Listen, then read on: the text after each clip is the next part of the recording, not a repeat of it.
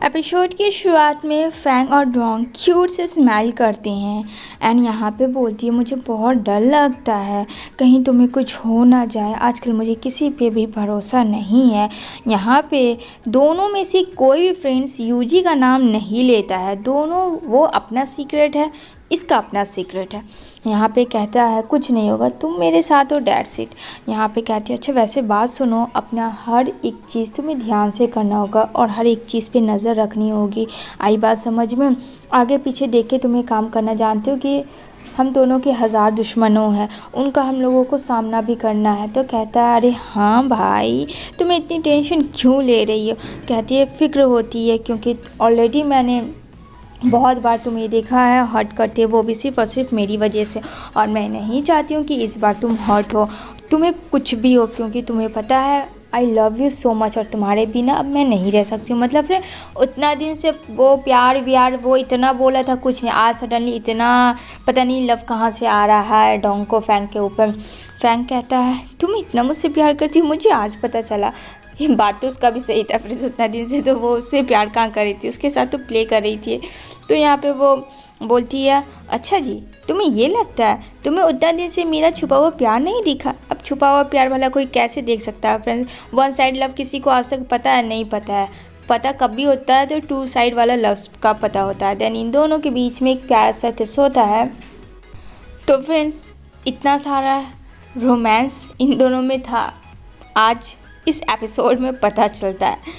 तो ये दोनों एक दूसरे के क्लोज जाते हैं और एक दूसरे को बहुत सारी विशेष वाली किस करते हैं। इधर नेक्स्ट है जो फैंग है, पूरा अपने ड्रेस पे आ जाता है। उसकी चेहरे की फ्रेंड्स स्माइल थी, कतई जहर वाली थी, मानो वो कुछ तो करने वाला है, कुछ तो उसके दिल और दिमाग में चल रहा है। यहाँ पे कहते हैं ऑफिसर्स तैयार हो तुम? तो कहता हाँ बॉस मैं तैयार हूँ, सारी चीज़ें तुमने इकट्ठा कर ली है? तो यहाँ पे लियू कहता हाँ बॉस सारा चीज़ इकट्ठा कर लिया। अब क्या है फ्रेंड्स ऐसा चीज़ जो कि बहुत खुश है और मानो आज तो पत्ता किसी का कट होगा, वो हम जानेंगे थोड़ी देर में।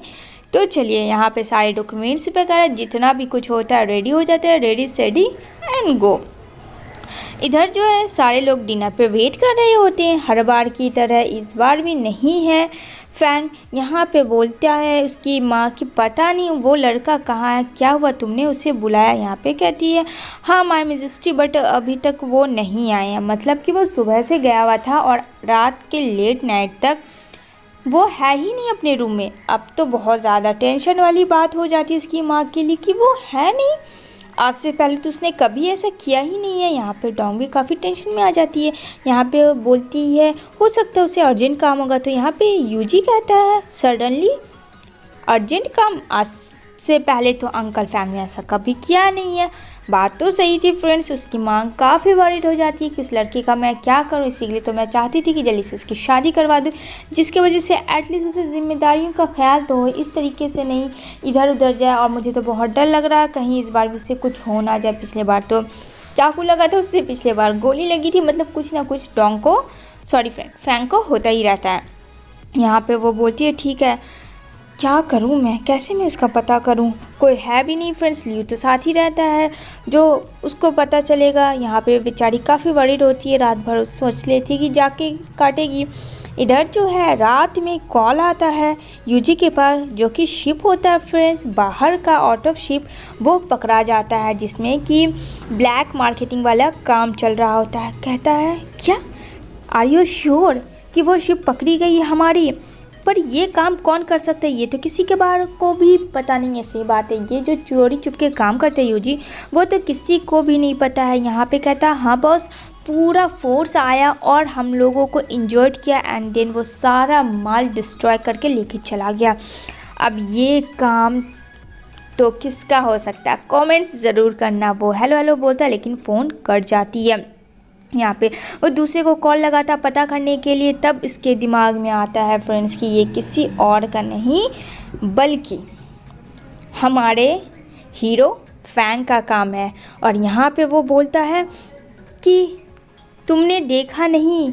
तो कहता है नहीं हम लोगों ने नहीं देखा, हम लोगों का बहुत बुरा हाल है। और हम लोग आपको कुछ भी नहीं बता सकते हैं फ़िलहाल तो। और आपको जो करना आप खुद करिएगा। बहुत ज़्यादा गुस्सा हो जाता है क्योंकि काफ़ी करोड़ का फ्रेंड नुकसान हो जाता है और ये नुकसान सिर्फ़ और सिर्फ फैंग की वजह से होता है। यहाँ पे वो यूजी कहता है आई किल यू।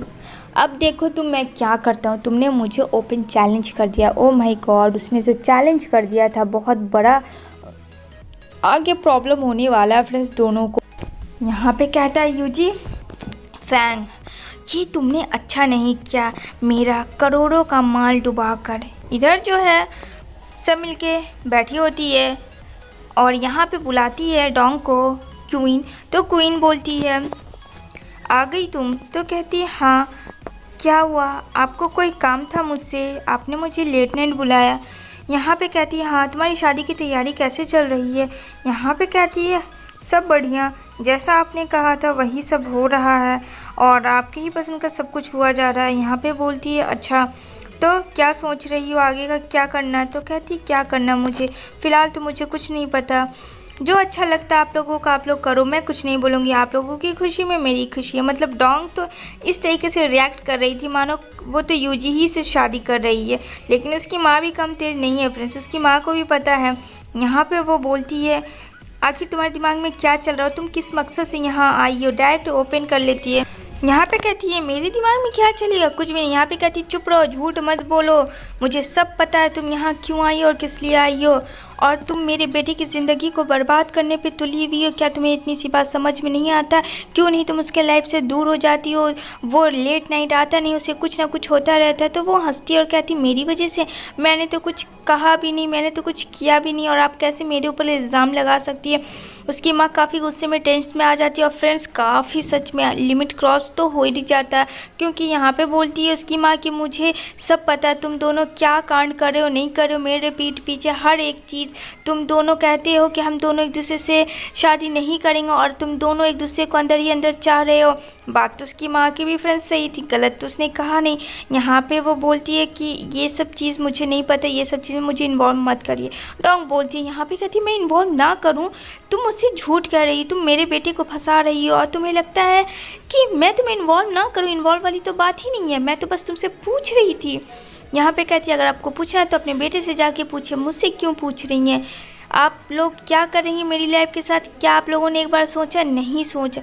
मतलब ये दोनों सास और बहू में फ्रेंड्स आर्ग्यूमेंट हो जाता है कि वो उसके बेटे को फंसा रही है, शादी हो रहा है यूजी से और शादी करना चाहती है उससे। तो यहाँ पे कहती तुम दोनों क्या डिसीज़न लेना चाहते हो, पहले मुझे एक बार तुम लोग क्लियरली बता दो, उसके बाद देखते हैं कि आगे क्या करना है। ऐसे मेरा नाक नीचा मत करो। इसी के साथ फ्रेंड्स ये एपिसोड एंड होती है।